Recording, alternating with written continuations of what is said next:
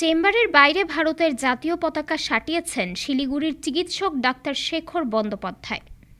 সেখানে বাংলাদেশি রোগীদের জন্য দিয়েছেন শর্ত। ওই বার্তায় বলেছেন, ভারতবর্ষের জাতীয় পতাকা আমাদের মাতৃসম।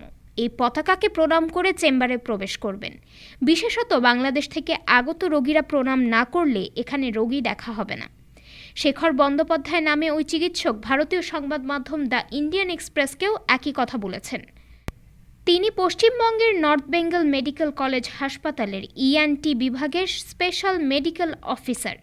বাংলাদেশে ভারতের পতাকা অবমাননা করায় তিনি এমনটি করেছেন বলে জানান। তিনি বলেছেন, আমি রোগীদের ফিরিয়ে দিতে চাই না, কিন্তু যারা আমাদের দেশে আসবে তাদের আমাদের পতাকাকে সম্মান জানাতে হবে।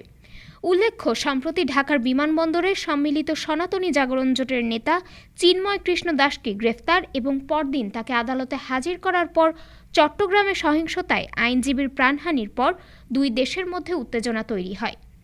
দুই দেশেরই পরস্পরের বিরুদ্ধে জাতীয় পতাকা অবমাননার অভিযোগ উঠেছে। ডেস্ক রিপোর্ট, আজ বার্তা, ঢাকা।